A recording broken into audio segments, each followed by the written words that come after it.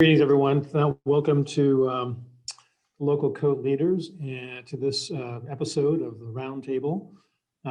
We've got a really, I'm the Vice President of Climate Action for AIA California, and on the AIA California Board of Directors. I'm also Chair of the Committee on the Environment.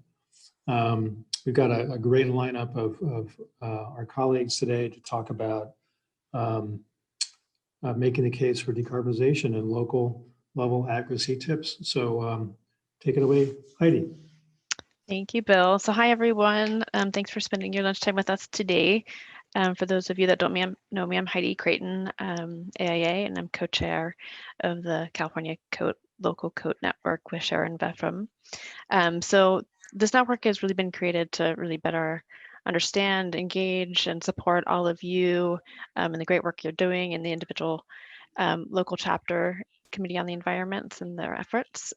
So we really want this network to have the opportunity to utilize national and statewide resources and really work together to transform the profession and really move the needle at state and local levels. So we can go to the next slide. So here's the agenda for today, and just some context, we've launched these roundtables last year to really help with outreach to the local level and to keep you all informed and prepared and to grow your local code efforts successfully. And the roundtable topics were developed based on feedback we heard from you to provide you with updates and helpful information on a quarterly basis. Today, we're going to be providing you some tips on local advocacy that you can use within your cities. Okay, so to limit the distractions during the presentation, I would really appreciate if you could turn off your video and also mute yourself.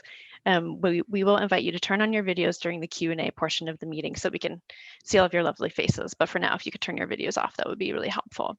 And if you do have any questions, click on the chat button and type in your questions there. And you can submit your questions to the entire group or directly to me or to Katie Dahl. And during the Q&A period, you can raise your hand by following the directions that are shown on the screen here. But first, Bill is going to give us a bit of an overall update on what the California Code has been up to. Thanks, Heidi. 2020 was a really busy year for us, and 2021 is starting off in a sprint. So we're really doing a lot of things here. We'll briefly touch on in our advocacy effort, which is timely for this discussion today. We're continuing to make headway, pushing forward the electrification around the state. Currently, Half Moon Bay is proposing an all-electric reach code. If confirmed, they would be the 43rd city in California to do so. We're also pushing ahead with trying to introduce the zero code into CalGreen. Title 24 rulemaking is nearing the end of public comments, so we've made some progress there, and I think it's still a bit of takes extra effort to overcome inertia, but I think we are making progress. And there's growing interest in decarbonization in other states, and we're working to support those efforts with other chapters around the country. In education, the 2021 Climate Action Webinar Series has been kicked off in full force. The next chapter will take place on Wednesday, February 17th, 12 to 1 p.m. and we'll focus on CalGreen 2019 Essentials, Zero Code, and the International Existing Building Code. So I urge you all to tune in for that one. I think it should be really interesting. There are 6 bonus webinars that we're getting scheduled, which will feature content from the National Ready Mix Concrete Association and Energy Code ACE. And finally, under education, we're making, I think, good headway on introducing mandatory continuing education for licensure in California, focused on zero net carbon design. We've been working with various folks around the state to get that moving ahead, and we're trying to line it up to be introduced as legislation in the coming cycle. Communications, where there's a new article on the website on electrification, which I urge you to check out. It's a really informative short piece on statewide electrification. And there's a new article on modeling that's in the works that's coming up. So that's a brief summary of what's going. And with that, I will hand it back to Heidi and we can get started. Great. So just quickly on learning objectives, the California Code has been actively supporting local governments, and we've been working on passing some really critical decarbonization legislation. And as you all know, it's such an important step to stabilize our planet's changing climate and to ensure, safe, habitable, equitable communities for future generations. So today we're going to be really learning about how you can engage with your local city and county, how the local policy process works, and how you can most effectively support that process.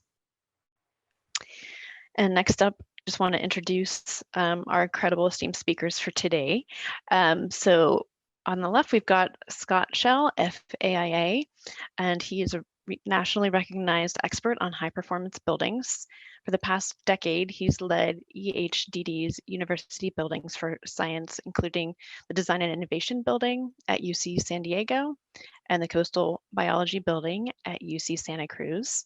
He brings a strong integrated design approach to each project, partnering with clients, researchers, and the broader design and construction team to create facilities that excel in all aspects of their performance.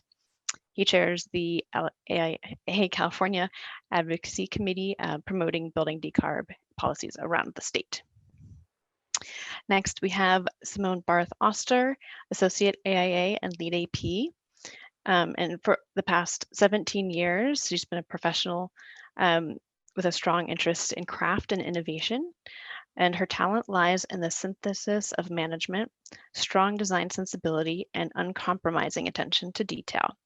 She's an advocate for environmental stewardship. She leads Omgivning's Sustainability Task Force to forge coalitions between clients and city leaders as they seek solutions to revitalize urban cores through the upgrade and preservation of existing buildings. She recently was invited to join AIA California COTE Steering Committee and co-chairs the Advocacy Committee with Scott. She was a past chair of the AIA LA COTE and the Women in Architecture Committee member, and she maintains a strong connection with the design community at large. She's also an active member with AIA LA Chapter as well as US Green Building LA Chapter. Next, we have Terry Nagle, is a veteran journalist who served 12 years in the Burlingame City Council, including 3 terms as mayor. During her first term as mayor in 2007, she appointed a Green Ribbon Task Force that created the city's first climate action plan.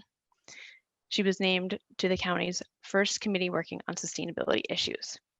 After Burlingame's CAP was adopted in 2009, she helped form the Citizens Environmental Council, which champions sustainability on the San Francisco Peninsula. She currently chairs the board of Sustainable San Mateo County. Terry worked as a writer and editor at the San Mateo Times, the San Francisco Chronicle, and Forbes magazine.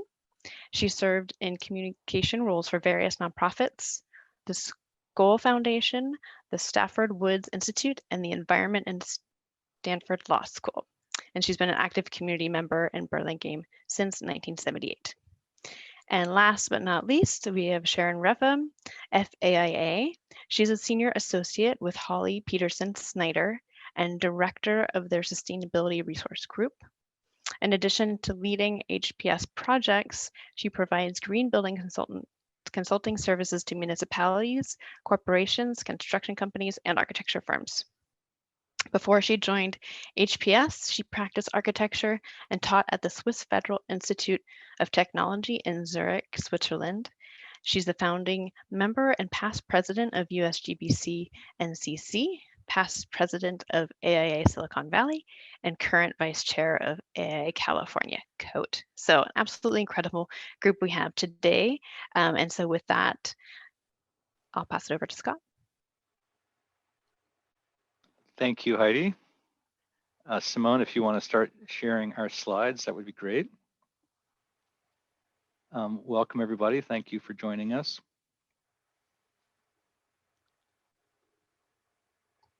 I'm getting there, one moment. Take your time.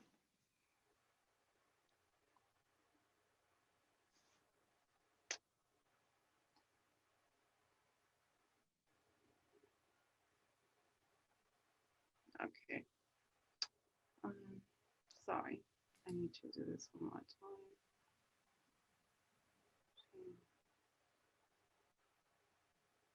Okay, here we go. Can you see the screen? Yep. Okay, excellent. Okay, so let's get this show on the road here. As many of you will remember, in June of 2019 at the AIA convention, there was this dramatic floor vote, and the AIA members voted overwhelmingly in favor of this resolution in support of urgent and sustained climate action. And since that time, the AIA has really taken this to heart and has, made this big move to put climate at the center of so many of its efforts. Next slide.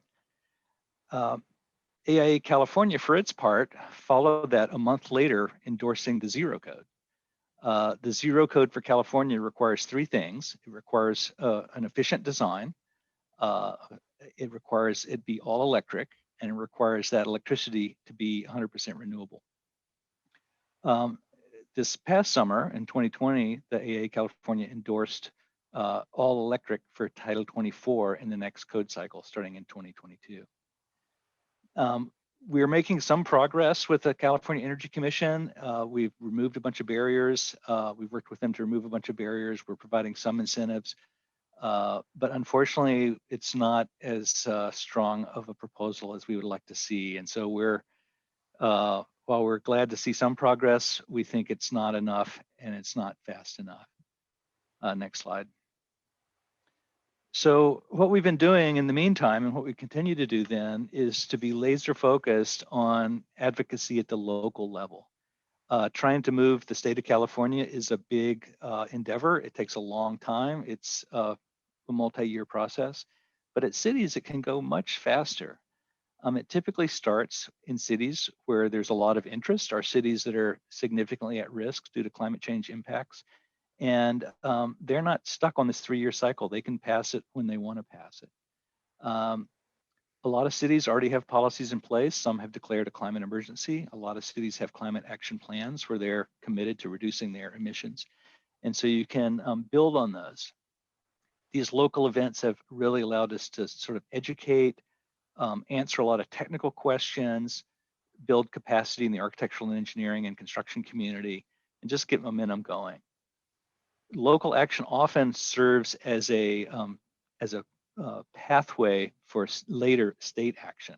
It proves it's feasible. They do all the studies to show that it works, and so forth. Next slide. Just a couple of slides about electrification and how it is so effective at decarbonization. In California, our electricity is really low carbon. It's amazing how quickly it's been changing. The two red bars are mixed fuel homes, a standard home using gas and electricity in the Sonoma Clean Power Territory. And just by switching to electricity, that same home is the blue bars. So you can see their carbon emissions have dropped by 75 or 80%. It's a dramatic reduction by that one change. Next slide. And this is from the city of San Francisco's outreach when they were passing their electrification code. The city was very concerned about all of the natural gas pipelines running through the streets and into buildings in the middle of earthquake country and the potential for fires and disasters. We're learning more and more about the health risk of combustion inside our homes. It is not good for people, especially for children. And resilience and equity have significant benefits as well that we'd be happy to talk about in the Q&A. I think, Simone, the next one is for you. Thank you, Scott. You can't really speak about climate action and advocacy without building strategic alliances. And I will walk you through our key focus areas and strategies of our task force, advocacy task force that Scott and I have been leading, and hopefully leave you inspired with hints and tools how you can support us in advancing building decarbonization. So to date, as the slide shows you, we have 42 REACH codes adopted. As you can see, there's a strong kind of leadership in Northern California. And Southern California is politically polarized, and we see a strong opposition from the unions. So what is a REACH code, and what are the benefits of a REACH code adoption? A REACH code is a local standard adopted by a municipality that exceeds the statewide building energy standard. And while we are working with the state to change the state code, we recognize that this just takes a longer time. So these individual city and municipality adoptions help us to shift to clean energy faster and quicker. They help us to accelerate that process. And also they have put some positive pressure on the California Energy Commission, which currently updates the Title 24. How can we advance the building decarbonization in Southern California? We have developed a number of strategies. One of them is what we call regional hotspots. We've been able to recruit experts and thought leaders that know the city, that know the issues of the opposition, and also help us to rally up and gather local architects for city council meetings. We have a strong momentum on the Central Coast, led by Paul Poirier, who is also joining us today. San Luis Obispo, Goleta, Santa Barbara, all have strong policies for building electrification, and then not to forget about Ojai, which just recently signed up for all electric building code with some exceptions. Then we have a network in Los Angeles, Orange County, and San Diego.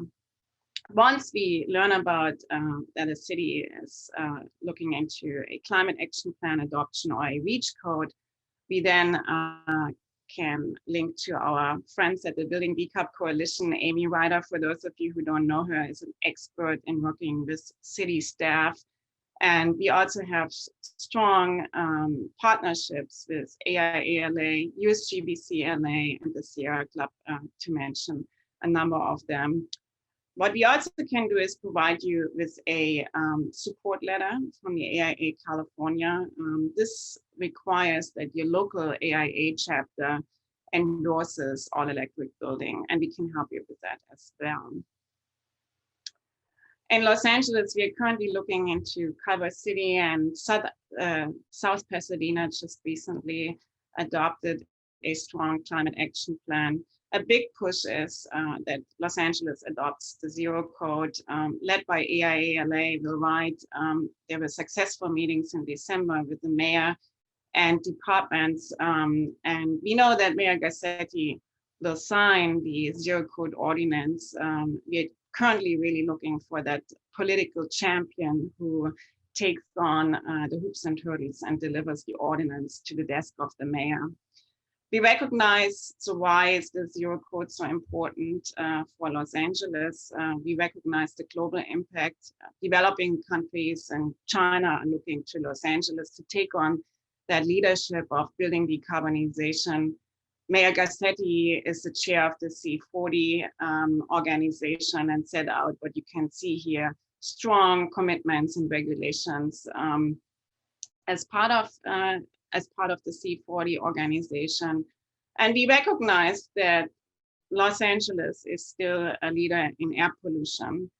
Last year, 4.2 million acres of forest and wildlife habitat burned, and we all remember the consequences in terms of air pollution of that.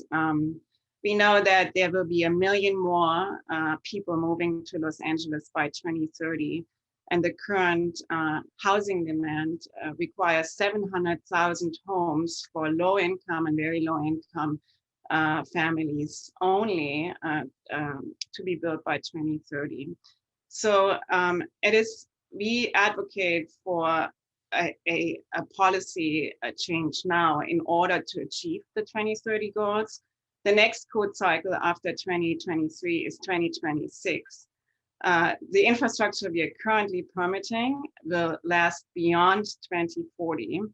And a uniform code will be much more effective and comprehensive than the individual city municipalities code in the long picture. So what can you do now? Be ready and show up is the first prerequisite. I invite you to join our AIA Advocacy Task Force. We are meeting once a month. And I also encourage you to connect with your local AIA COTE chapter. The committees are a great vehicle to get your support which you need to convince your local board of directors to endorse all electric building initiative. And from my personal experience as chair, I have to say I've met an array of wonderful professionals and experts that will support you also in terms of city council meetings and necessary research. I would like to point out that we are having our 1.5 degree symposium coming up. We started it 4 years ago as 2 degree conference, now appropriately renamed 1.5 degree conference. And if you haven't registered yet, please mark your calendars. It's a virtual conference, 2 days. We have fantastic international, national and local experts, and will be on March 5th and March 12th. So once your local board has endorsed and drafted a joint letter, and you're ready for the city council meeting, Sharon and Terry will walk you through the mechanics, but I can just encourage you, be prepared, write down your personal message. It needs to be personal, it needs to be local, but make it about the people. And for me, it was really important to rehearse the message. There's a 3-window time frame that you're allowed to speak. And it's important to be prepared for that. A couple of tools we have readily available for you right now. We have letter templates from prior city outreach, which we can share. We have a PowerPoint presentation with all electric building precedents, which we can share with you. It's a fantastic resource. If you have an electric building, please share it with us. We will add it to our collection. Support for strategic alliance, I mentioned already. We can help you to inform and educate your local board, but we also can help you to provide you education and support for city staff if that's needed. And then we have talking points of issues that we see frequently coming up as part of city council meetings. And I'm handing it back to Scott. He will lead you through a number of these issues now. Thank you.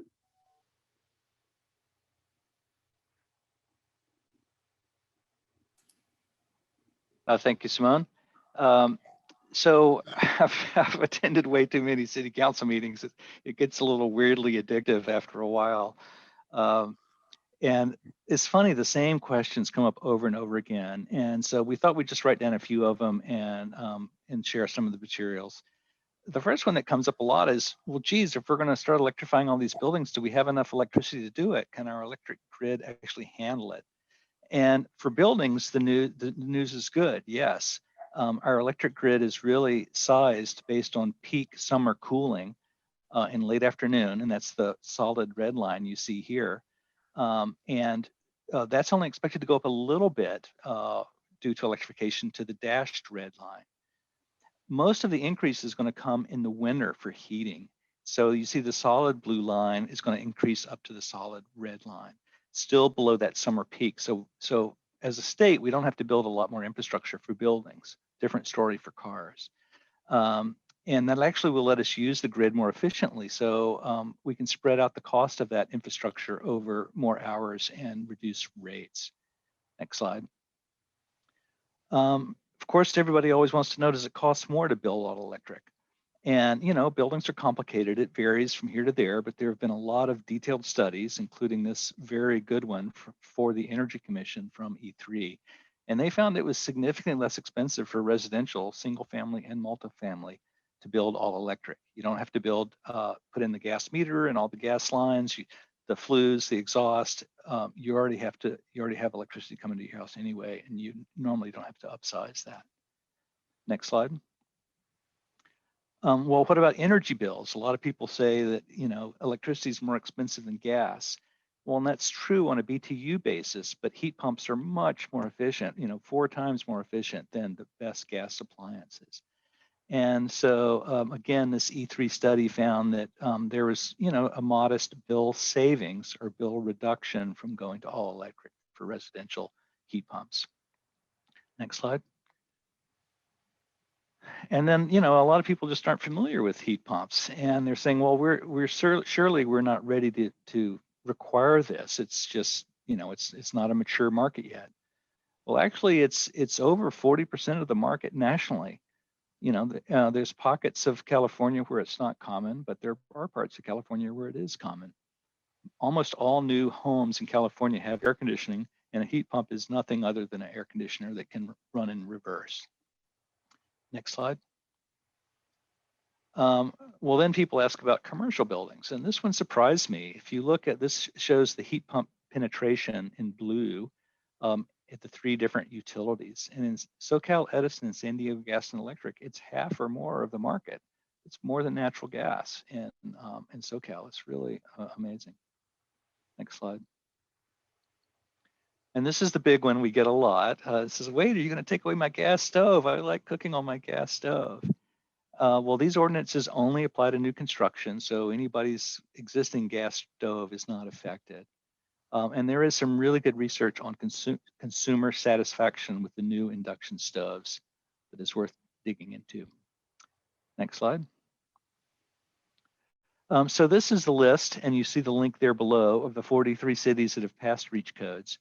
And people ask, are all these REACH codes the same? And they're not. Each jurisdiction modifies them based on what's feasible or practical or what their constituents will approve. So some of them are comprehensive.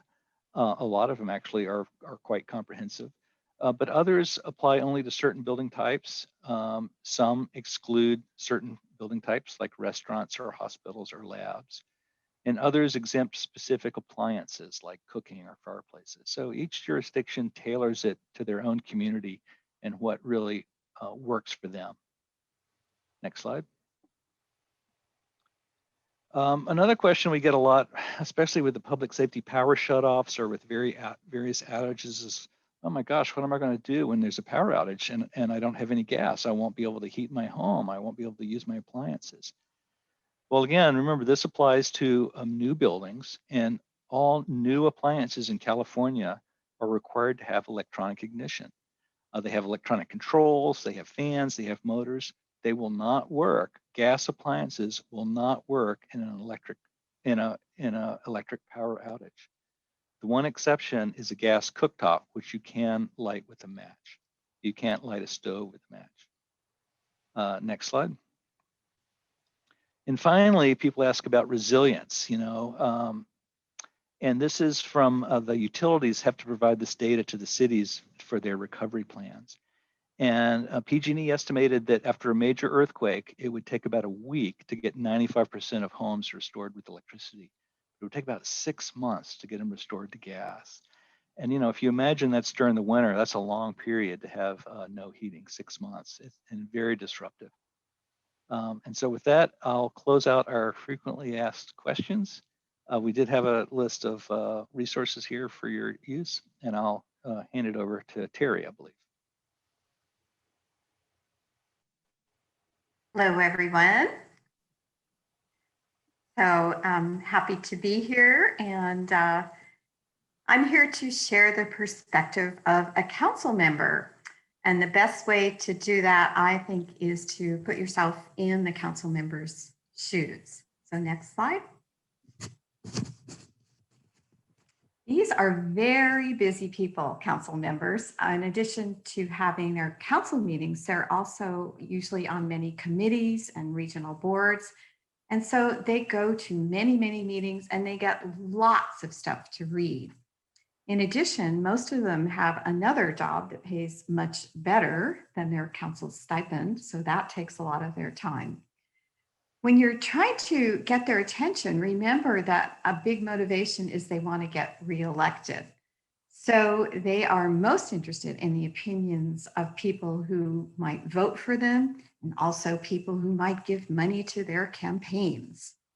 And they are, when they're running for reelection, they do want to have something that they can talk about, however. So, you know, they can point to a new ordinance, that's something to crow about. They need buy-in from staff and colleagues, though, to get a new ordinance before the council.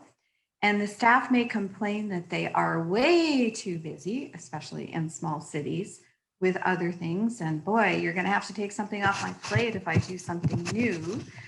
The council members, it's hard to get a consensus because of the Brown Act, and we'll talk more about that later, but that means that they can only talk to a minority of council members on their body before something is discussed publicly at a meeting. So in a council of 5 members, that means they can talk to only one other person. A council of 7, that means they can talk to 2 other people. And the last thing I wanted to mention is that they're susceptible to peer pressure. So it does help to point to all the other cities that have already enacted an ordinance, especially the ones that are close to them. There's a lot of peer pressure there. They don't want to be left in the dust on new things happening. So lately we've seen some cities that have said, we understand this is happening, so we want to get on board too. And that is very helpful to point to other examples. Next slide, please. So how do you make the council member's job easier? Well, first of all, if you contact them and make friends with them, then you may be in a position to answer questions at critical times.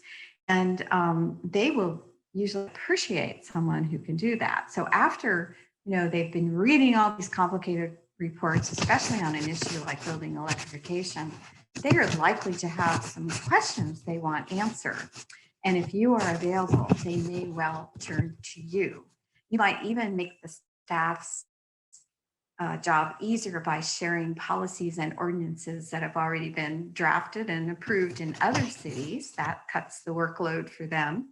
And even draft some FAQs on some of those key issues that Scott mentioned. Those come up over and over again, and it helps to have those available to both the staff, the council, and some cities also send them out to the city on their to their citizens on their websites. So another thing I wanted to point out is that the mayor in most cities has more power than the other council members. So in most cities, the mayor sets the agenda and can add topics more easily than just the regular council members. During the meeting, her job is to build consensus among council members. And then you will see at the end of a debate about whether they're going to support something or not, the mayor is likely the last person to weigh in. So she can be the deciding vote on a new matter. Next slide, please. How do you get to yes? Well, the best thing we found is to make friends with local advocates. And in Northern California here, we have something called the Campaign for Fossil-Free Buildings in Silicon Valley. It spans both San Mateo and Santa Clara counties. I think there are something like 35 organizations that belong to it now. And this has been a fantastic alliance. We rally and help each other get the vote out in different cities. And we share different ordinances and also lots of articles and FAQs about these issues that keep coming up. If you are in the know with local advocates, you can be informed when things are coming up before your city council or other city councils. And they can also alert you to how the council members are leaning on an issue.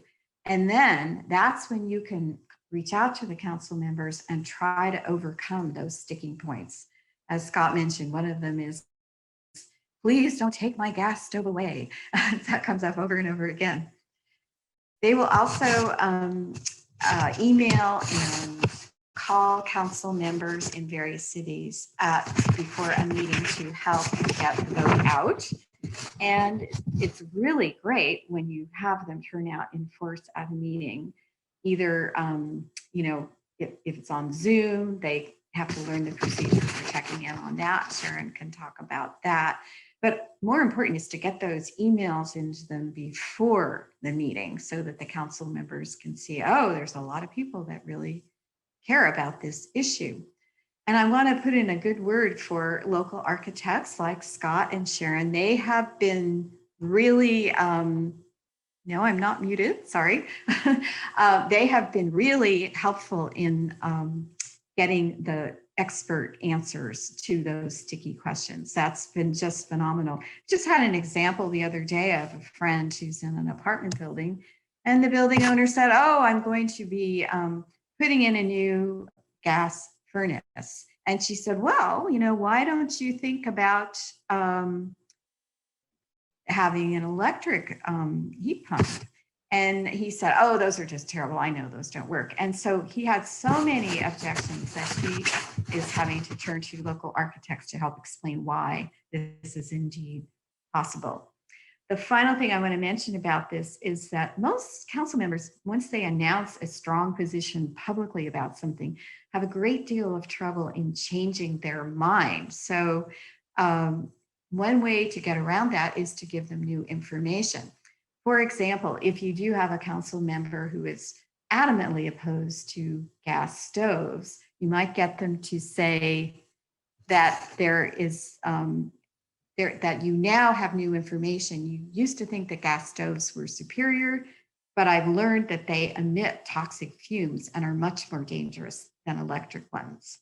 So next slide, please.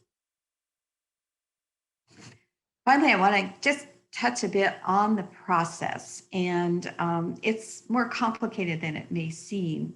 Before a proposed ordinance comes before a council, it is going to likely have a study session, even a public hearing, maybe a workshop with the public, so that they can get lots of public feedback. Then they will have the staff draft an ordinance, and with that will go a staff report to the full council before the meeting. That usually happens several days before the meeting, so you have to get a lookout for that staff report. And then once it comes before the council, they will be considering all these public comments, both made in advance and during the meeting. And finally, once they adopt an ordinance, it's important to know that that does not become law that night. There still have to be 2 readings before it can take effect. And that is something that a lot of people don't understand. It can take, you know, like 6 weeks, depending on how many meetings the council has. So with that, I'd just like to say in summary that it is important that you get council members on board as friends. Like everything else, it's all about relationships. And if you make friends with some of them, they are likely to become a powerful influence on public policy. So that's it. Thank you. Hi, everyone, and thanks for joining us today. My role on, oh dear, let's see. Now the slides don't want to change. There we go. My role and why I was asked to join this panel is because, very simply, I'm an architect and I show up. I don't consider myself especially an expert. Maybe I know a few things that most people don't, but mainly the point is that if you show up, you're going to make yourself stand out, and you're going to make the decision makers understand what's important in their community in a way that people who don't show up just can't. There is a big significance in being local, whether it's your hometown, the place where you're living, or the place where your office is or where you've done work. If you do business in a place or if you live there and you're a voter, then you'll have an influence, more influence than others would have if they helicoptered in and made their point. And another sort of thing that I've learned along the way is that while this group may understand that it may all be about climate change and the urgency of making a change now, that word, that terminology is a hot button. And there may be places where you don't want to mention it at all, or just not mention it as much. More important is to understand the drivers for elected officials, what makes them change their mind, what makes them decide on things. And that has to do more with public safety, affordability, health, public good, and most of all, public perception. Again, as Terry said, they want to get reelected. And that involves making sure that they don't step on too many toes in one direction or another, and that they have ammunition for backing up why they make decisions. So think about what it is that motivates them and think about it from their perspective. Then you think about, well, how do I know when to act and when to show up? And you can figure that out in a few different ways. One is to look at a city's website. There may be hints to things that are being considered over time. Certainly if there's a climate action plan in place, there may be a timeline and topics that are being considered. And you can also find some leverage points for later arguments with or discussion points with elected officials showing how the REACH code and all electric buildings can support their climate action goals. As Terry said, local advocacy groups may exist where you are. They may know who the players are and what the issues are locally. And you may be adding, as an architect, extra expertise that they don't already have in their group that allow you to address certain topics with authority that they can be advocates for, but maybe don't have the expertise on that makes a more compelling argument.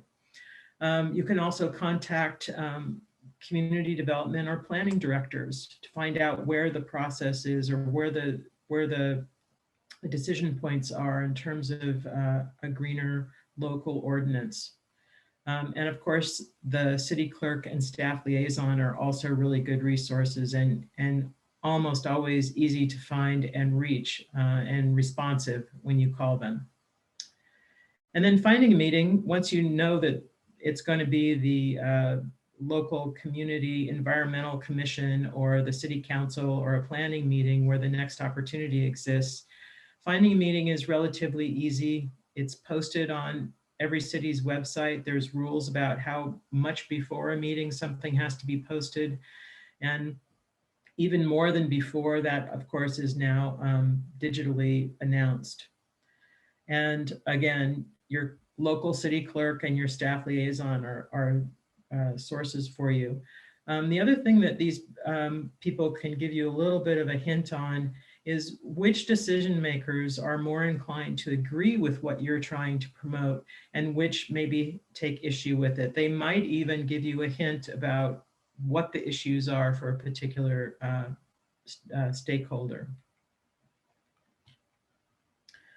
So then, as Terry mentioned, you can choose or not to write to these people ahead of time to let them know that you think this is an important topic and that you think that it's really important that they get on board with the REACH code or all electric buildings or other local advocacy issues that you may want to champion.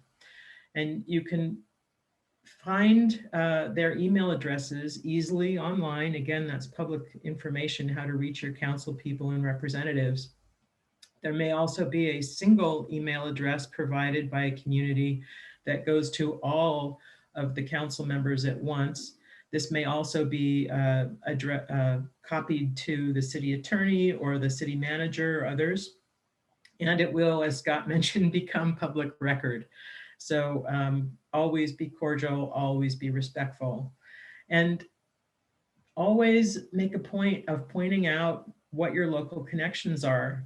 don't think that being a member of the PTA or the local planning commission or a coach on a local AYSO team is not an important connection. It shows that you're engaged in the community, and it reiterates the fact that you're an influencer and a voter in that community, which helps people think about listening to you.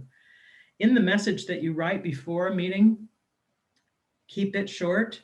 State your main point, including in the subject line if you're sending it as an email. Slip in those local ties. Use their perspectives, the ones that they need to hear on public safety and perspective and so on.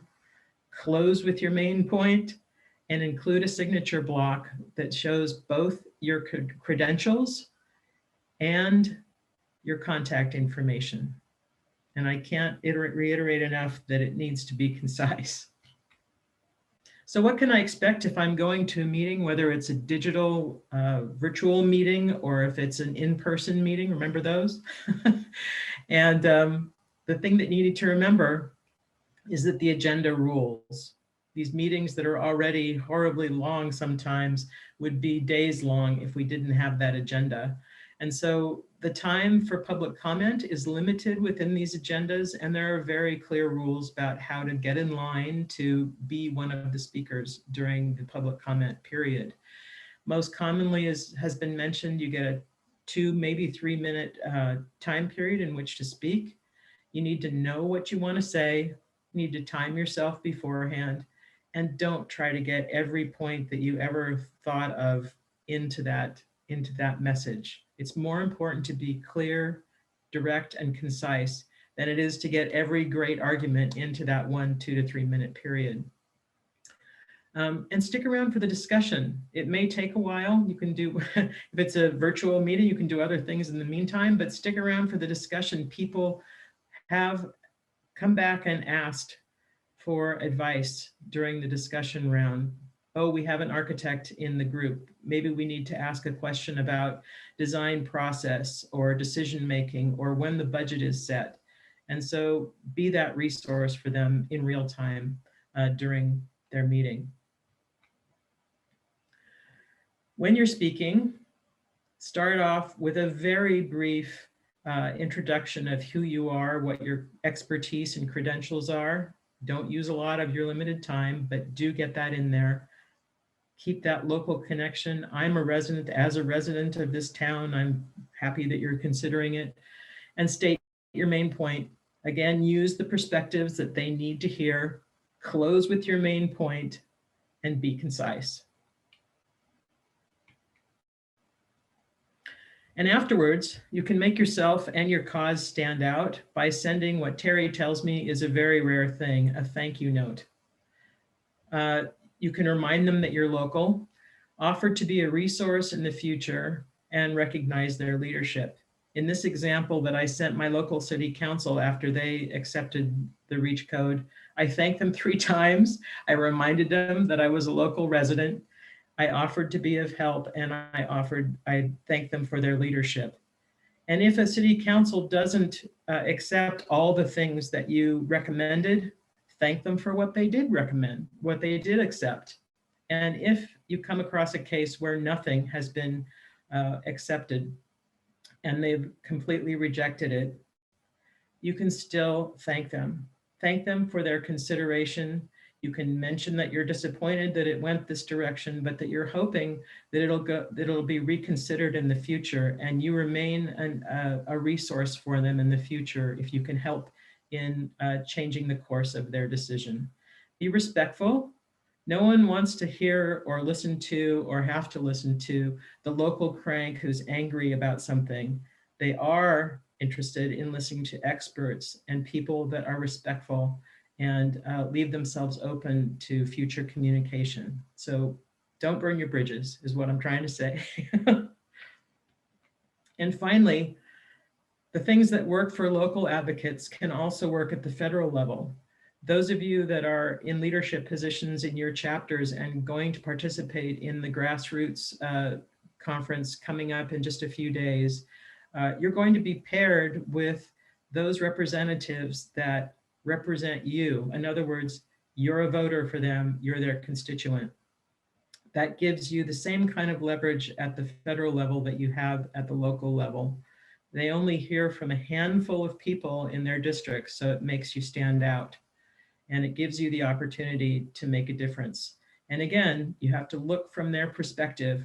What is it that they need to hear in order to rationalize the decisions that they need to make in order to push the efforts forward?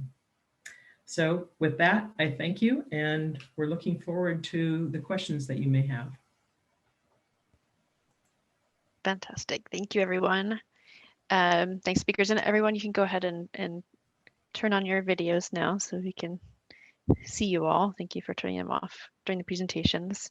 There's quite a few people who have asked about templates and resources and where they can find that following up on this. I don't know if one or two of you can summarize that. Simone, you mentioned those letter templates. There's been a little chat about the building electrification resource that Scott's been compiling. And yes, this presentation is being recorded, and maybe Hillary or Katie, you could talk about distribution of that after the meeting. Simone, do you want to? Yeah, I take it from Yeah. here. Please send the all electric building precedents to Scott. He put his information into the chat box. You can send them to me too. I will add my information and follow the name and mechanical engineer's information and the size of the building that Scott has outlined. And then in terms of templates, you can reach out to me as well. I'm happy to share AIA board templates or other templates that we have in our collection with you. So look out for my information and feel free to reach out with any other questions. And Hillary and Katie, you'll be sent, this is being recorded, you'll send out a link to everyone after this, yes? Yeah. Yes, yeah, we'll make it available. Fantastic, thank you. Hafsa, are you still on the call? I'm wondering if you want to ask your questions and make your comments.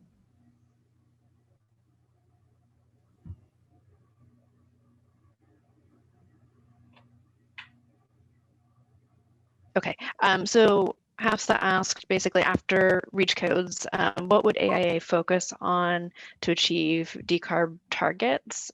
Also with the pending need to lower GHGs by 65% in the next 9 years, has a quantitative analysis been done to see where our goals for 2050 pan out in comparison?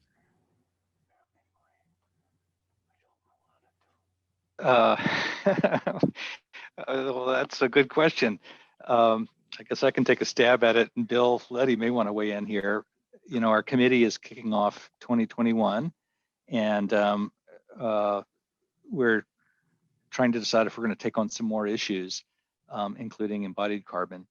And so I think the limiting factor is having people that are willing to contribute their time and energy and expertise. And so if any of you are willing or know people who are willing to participate and contribute those things, we would welcome it, and we would love to take on some more issues. Bill, do you have anything to add, or anybody else? I would just second that. I think, you know, this is, as we all know, the issues involved in decarbonization are quite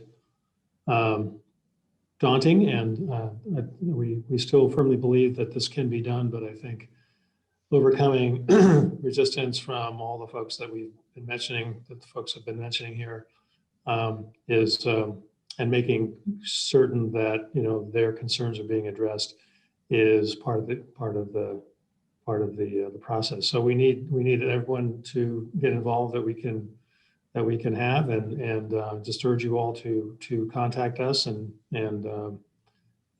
contact your local governments.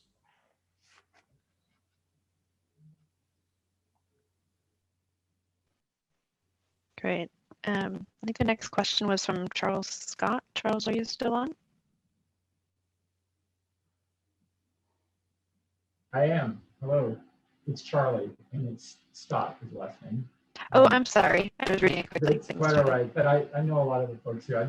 My question was really more about, and I've heard Scott talk about some of the biggest hurdles that you find when going to a council meeting to talk about these topics, or even talking offline with them, and what the best strategies are, or how the most effective strategies are to convince council members that these are really important things to take on, all electric and et cetera, et cetera. Maybe it'd be great to hear from the council members too on the call here. Thank you.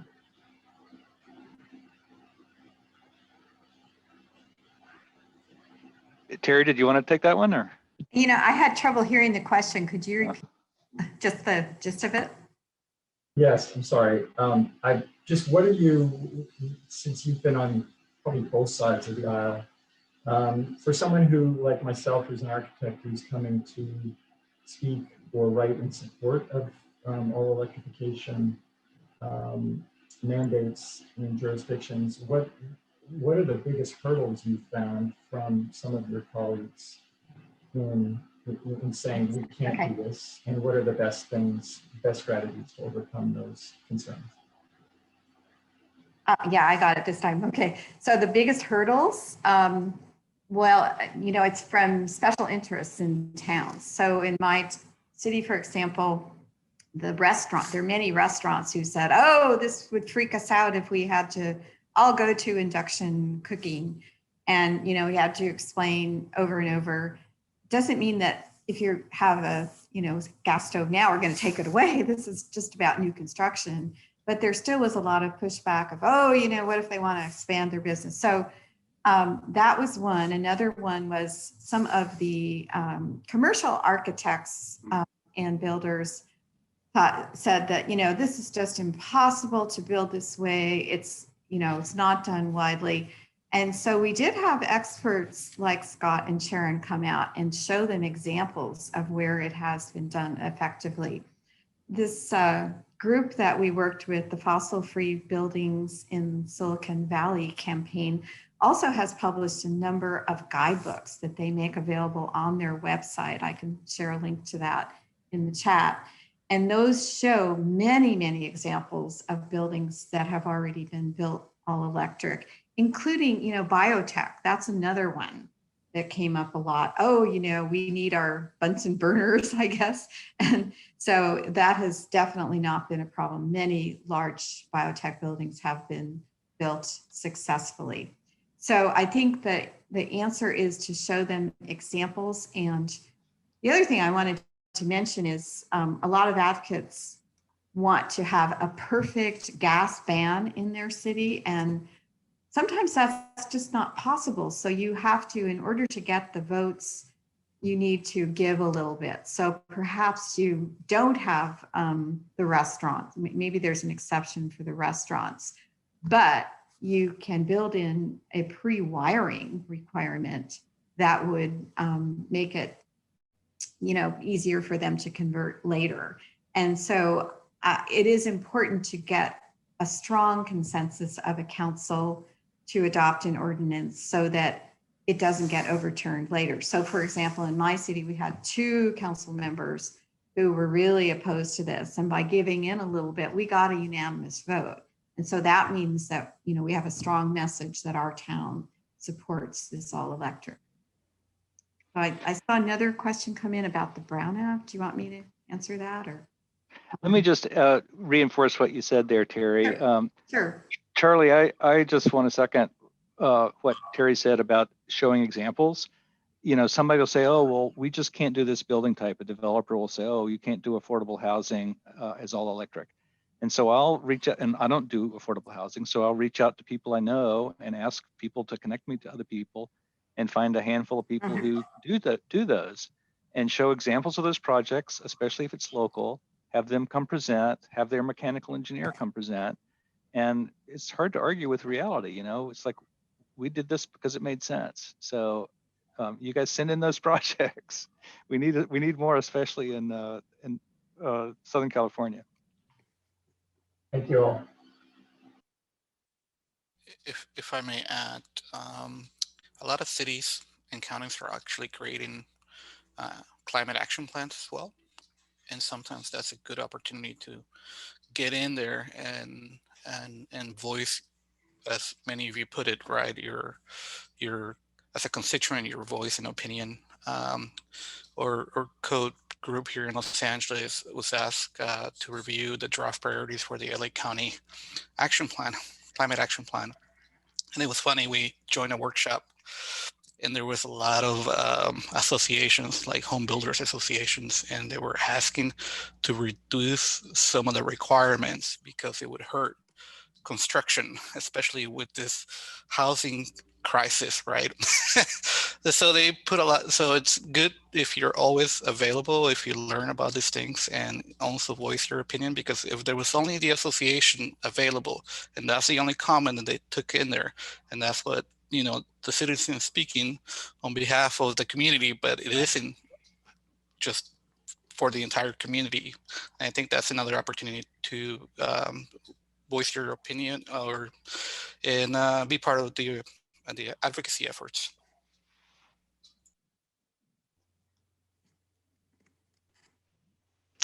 That's great. Susan had a question just about what are our plans for existing homes and buildings and gas and eliminating appliances. I'm aware that a few people are thinking about that, but I think that's so far hasn't been. I don't think those have been passed or formally proposed that I'm aware Was of. in San Carlos, there was a lot of discussion around major remodels where 50% or more of the building has been, you know, demolished in order to expand a house. I'm talking about residential now. And there was a lot of back and forth about whether that was fair or right. The infrastructure was, you know, already there. And we talked about the health issues associated with interior gas and so on. We also talked about the thresholds that the code already uses for upgrades in seismic and Title 24 and fire sprinklers for residential construction. And why not use those same thresholds to go with an all-electric solution? And that was, to this day, I'm not quite sure what was finally agreed to. I thought I heard that they didn't agree to it, but the synopsis out of the meeting said that they did. I don't know. But in any case, that whole back and forth on existing buildings is kind of the next frontier, I think, from a local jurisdiction standpoint. Yeah. I would add that this campaign for fossil-free buildings, which I just put the URL for in the chat, is working on a replace on burnout program for water heaters, because that's a huge thing. You know, when your water heater goes out, you don't want to wait around for days and days for someone to find an electric one. We're trying to get a one-stop shop type of service available that will make it easier to replace things quickly. Yeah, and I would like to add, we've been involved with the city on numerous kind of initiatives regarding existing. Excuse me? Was that you, Terry? No. I think somebody just was not muted. Oh, okay, all right. We've been involved in Los Angeles with the city on a number of initiatives regarding existing buildings, ranging from the non-ductile ordinance to the upcoming Downtown LA 2040 initiative, to the AIO 2.0, to name a few. And you know, we recognize that there's a balance, obviously, with increased costs. So the concern of the increased cost, especially for commercial buildings. And so I think it will take, we probably won't be able to make the carbon neutrality goals without looking at our existing buildings, but yet it'll take the incentives, appropriate incentives to help developers to reach that cost value margin, which we know they can. So we've been kind of collaborating with Ken Bernstein from the city of Los Angeles, and there's an interesting program from LA DWP where since 2019, any commercial building larger than 20,000 square feet has to report their energy kind of performance annually. And we know there's the same requirement on the state level. So it really is, it's a step forward to create a baseline. And then hopefully, as part of AIA California, we've been looking into how can we upgrade the existing building code.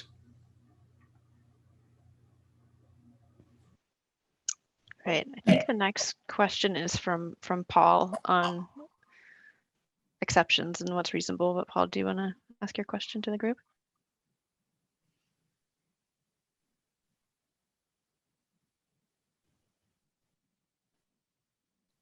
Is everybody asking questions and sipping away? Okay, so Paul said, I don't see any reason to have exceptions for residential buildings. What exceptions for new commercial buildings are reasonable to accept? Well, so I was, Paul and I were chatting about this a little bit, and I mean, I've sat through a lot of city council meetings and listened to the discussion, and I've watched the city council members agonize over that vote. And I can just tell you, if you didn't compromise, a lot of the cities wouldn't have passed. And so my sense is to make the strongest, best case you can, put out all the evidence. But in the end, they're voting and they're going to, listen to all the feedback they're getting. And you just have to acknowledge that and accept the exceptions that is required to get it passed, in my view. And that's going to vary from place to place. Some places just have no exceptions and are willing to take on a lawsuit, but that's not most of them. And so for restaurants in a lot of places, that's going to be a big battle. And maybe we need a little bit more homework and a little bit more market development and a little bit some more example projects before a lot of cities are ready to go there. So that's my 2 cents.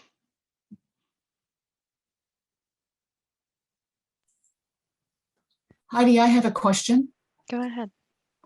I'm just wondering, I live in Oakland, an architect, works in San Francisco, and we have been undergrounding so many of our utilities lately, doing an awful lot of infrastructure work. PG&E, I'm wondering, is there an unbundling of PG&E so that we can move more forward towards the electrical?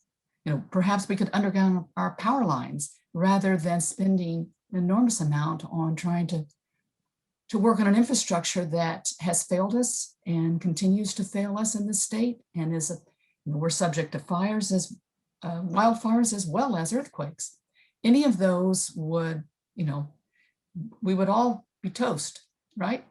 So I think there's need to be more emphasis on how do we affect larger change with our utility companies.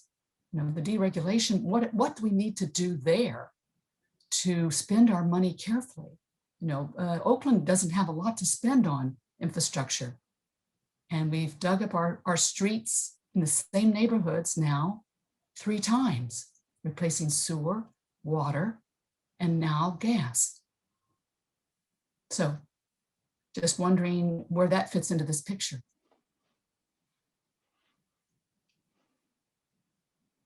Well, I could just say a little bit on that. There is a fund that cities pay into for undergrounding their power lines, and it's, doesn't go very far. We've been paying into ours for, years and years, and maybe we could do 5 miles at the most. And so I heard, though, that PG&E is discontinuing that program, and there's sort of selling the credits for those rapidly. This came up in my city, Burlingame, because we're talking about redoing El Camino, which has these 100-year-old plus trees that are invading the infrastructure. And as long as we're going to be digging things out underground. So we are actually purchasing credits from other cities to underground, but it is not a cheap process. It's very, very expensive to do. I'll also just chime in that it's a great question, and the CPUC has recently opened a big hearing on that whole topic is how do we make this transition, which is going to take, decades, 20 or 30 years, and how do we do that in the most cost-effective way? And the model that some people have heard of is like pruning the gas tree. You find that long branch that's serving a few customers that's old and in need of replacement, and you decommission that one first, and you sort of prune the thing back. So that's going to take this, utility scale infrastructure planning, and they're starting that. But it's a great question. Yeah, I can also add that advocates can go a long way. I was actually elected to the council because I organized citizens in Burlingame when we had repeated power outages in Burlingame. I mean, it was terrible. We had mini blips all the time. And then we would have these longer power outages, in some cases for days with no explanation. So what we did is we organized and we sent 250 complaints to the Utilities Commission, their consumer advocates section. And we had some big public meetings. We called in the commissioners, and bingo, we got our whole city rewired. It's pretty good now. And what I learned in the process is that there are these huge circuits that often serve a city. And when one little piece of that goes out, everything on that side of the circuit goes out. So part of it is breaking up these big circuits into smaller pieces so that they can be cut off during a power outage, and most of the city will still have power. I work on very large, universities planning and healthcare planning, and everything is trenched, and it's just, we haven't done that. We haven't done buried lines in almost 35 years. It's just, it's history in terms of major infrastructure. So I agree with what you're saying, and it has, whatever we do has to be part and parcel to how we look at the use of electricity in terms of how we capture it, and being able to really do our capturing much better. You can't just depend on power plants.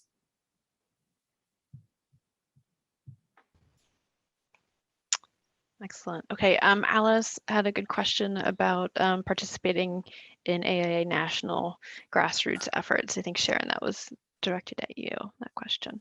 Okay, well, I can tell you how it happened for me. As when I was president of AIA Silicon Valley, our particular chapter sent the president and vice president to Grassroots every year. And I think it's different for each chapter. And so you may contact your chapter leadership to find out how that works for your particular chapter. I have a question. Can anybody hear me? Good. I'm going to read off my my chat because apparently it didn't go through. Water is one of our most urgent challenges here in Southern California. Yet sanitation districts and maybe local building codes mandate connection to their sewers and the draining of all wastewater, even swimming pools, into their systems. Where are we with gray water and local perforated pipe systems?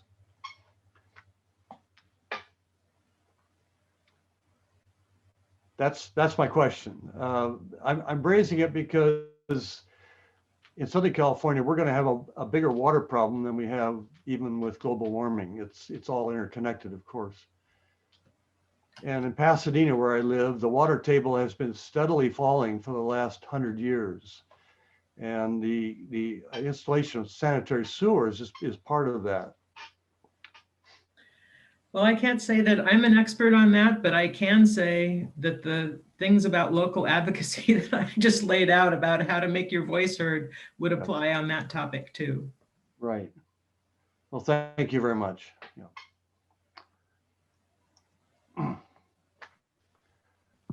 Hi, my name is Cheryl.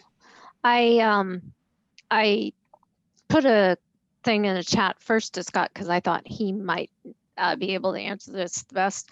I've been trying to replace some HVAC systems. I'm a mechanical engineer, happens to be in Santa Rosa. So therefore, one of the areas I'm trying to look through all the regulations of what is, when I have to change off of fossil fuels. But I'm having a lot of difficulty. Is anyone on the Title 24 committee that helps with getting understanding of the fact that we are needing to get off of fossil fuels, that fossil fuels will become more expensive. And if I'm replacing a piece of equipment that lasts 20 to 30 years, wouldn't I want to take it off of fossil fuels right now? I don't have unlimited resources to put in PV and solar, so I am trying to do heat pumps. But I can't even do electric heat because it's an old building. So is anyone helping to get quicker exceptions so that when we have a renovation, we can go all electric, that we can use heat pumps, and also even the fact I grew up here but then left I was in Deep South for 11 years and was shocked when I came back that there wasn't heat pumps and it wasn't considered proper and viable. And I'm not just talking HVAC, I'm talking heat pump hot water heaters, heat pump domestic heaters. So I'm talking trying to get a lot more efficient equipment, but yet I'm having a little bit of difficulty. The prescriptive forms don't have that information on it. So anyone have advice? Cheryl, is this residential or commercial? Commercial. Yeah. Some of the jurisdictions have technical assistance. You know, I think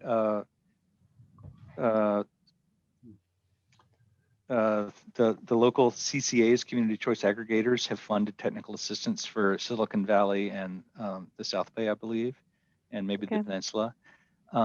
I think Sonoma Clean Power, I think, would be a great place to start. They've been very supportive of electrification, and I would reach out to them and ask them if they can support.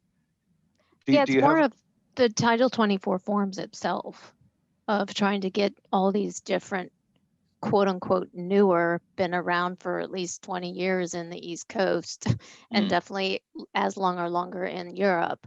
So I'm just trying to understand how we get the Title 24 forms to pass. So I was just curious, someone can talk to me offline about it. Okay, just one more comment on that. There were in the prior version of the code, you know, pre-2019, there were some real obstacles to electrifying.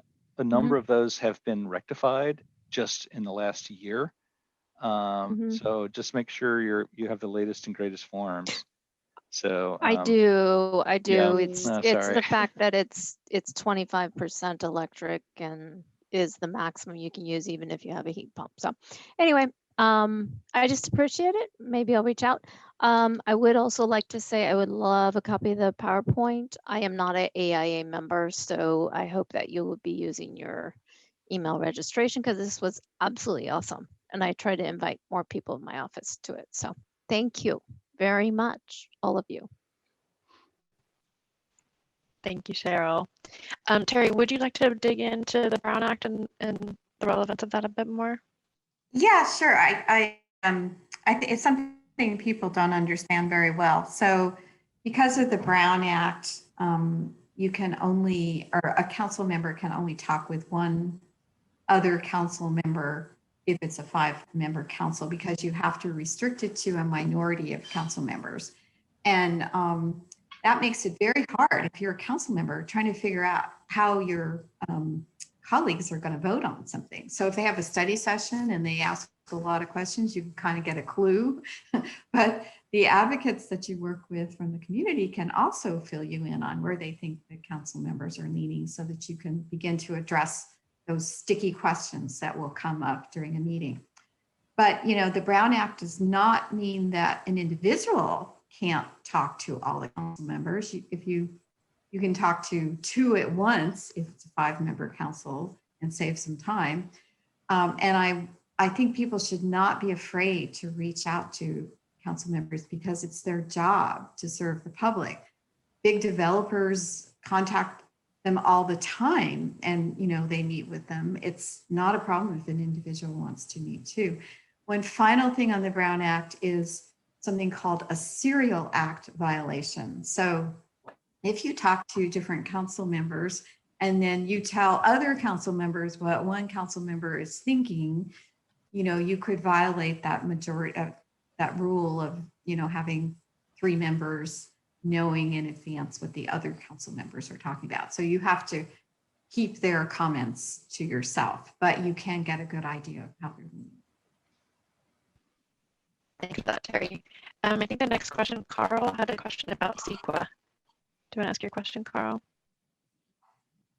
Yeah, sure. I'm architect in Sonoma County, and we've got a REACH code that was passed in 2019 in Santa Rosa and in Windsor, and they were both sued by a developer.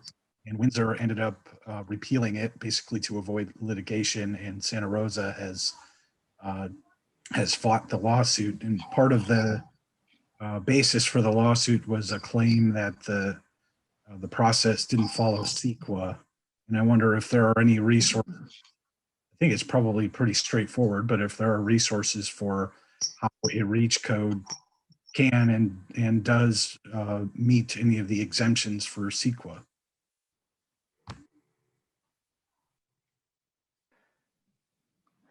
Carl, I've participated in a couple of webinars where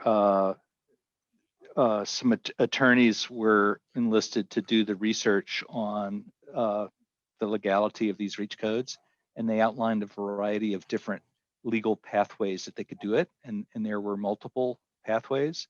Some use the REACH code process that the California Energy Commission has in place, which you can find at localreachcodes.gov, I think it is. And it's all laid out there, and it has to follow all the cost effectiveness studies and everything.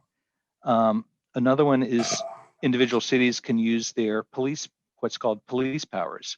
And I think a number of cities like Berkeley said it's unsafe to have natural gas pipelines in our streets and in our homes because we live in an earthquake zone, and we're not going to permit that. So it's not related to the energy code. So anyway, they outlined a series of different legal memos. I know some of the cities, like I believe Berkeley was sued by the California Restaurant Association. And so a lot of lawyers don't want to jump onto a parallel suit. They want to let that suit run its course. And so far, some of those suits seem to be going well, but it's the legal world, not the architectural world. So I'll have to wait and see how they turn out.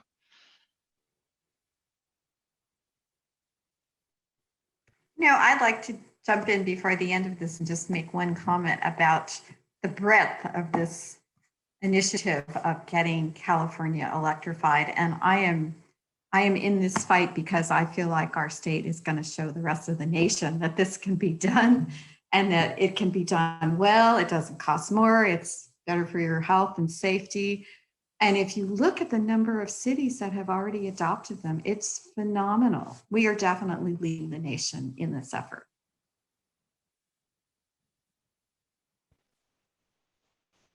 Yeah, everybody on this call, keep up the good work. Susan had a question about peak hour costs. Susan, are you still with us? Yes. I found out that PG&E is upping the kilowatt price from between 4 and 9 at night. So that's supper time, That's also maybe when it gets kind of chilly and you turn on the little space heater and all that, but you're going to be paying a lot. And I think that a normal household person will actually look at that and say, well, gas is still cheaper, And I just wonder how we can kind of work with that. Or what I think we have to do is have this go tandem with going solar, having the photovoltaics there that bring the costs down. because PG&E is, really playing the numbers here, trying to make up for their lawsuits and all that other kind of stuff.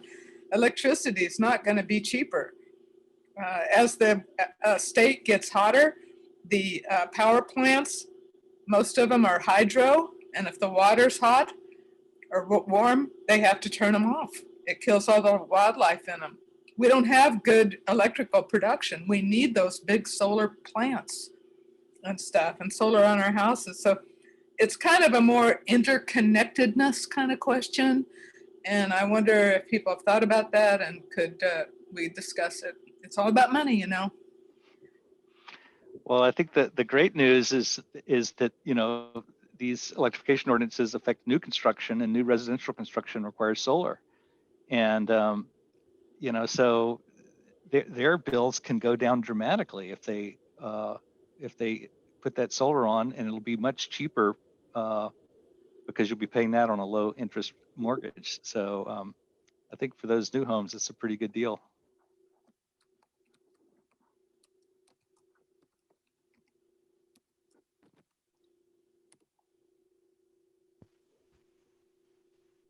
Does anybody else want to add a response?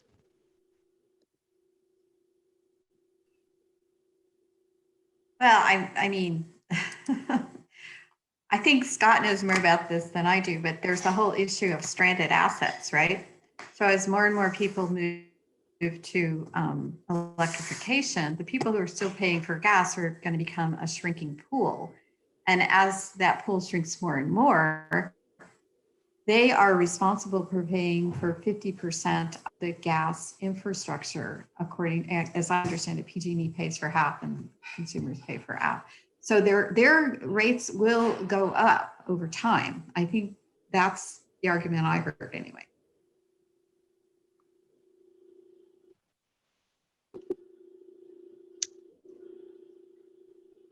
Did you want to say something? Anything else, Susan? Okay. No, I just think it's go hard ahead. for people that are in an existing home with it, and then the cost to make that transition is, the premium is a little bit more than starting from scratch. I'm in a townhouse in Davis that had that, and I'm looking into all switching everything out. But Great. anyway, thank you. It was a good response. Thank you. Thanks, Susan. Jen, you had a question about PG&E and fire risk. I don't know if our conversation earlier that Belinda brought up covered your question, or if there's anything else that you wanted to prod on that topic. Oh, I think I was just really, at least when I've gone back to my chapter and have done some recaps on some of these roundtables I've sat in on, that's been one of the pushbacks that I've gotten is, seeing that connection between power outages and fires and PG&E, and what do we do with that?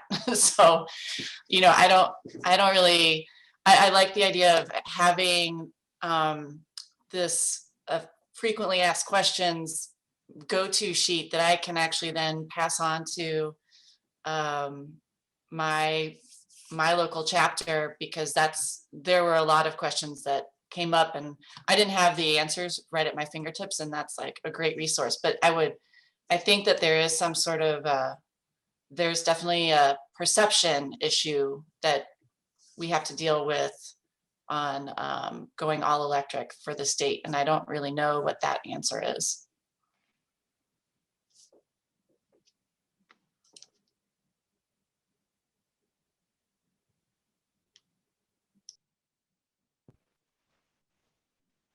Does anybody have a quick response to that? We're at time.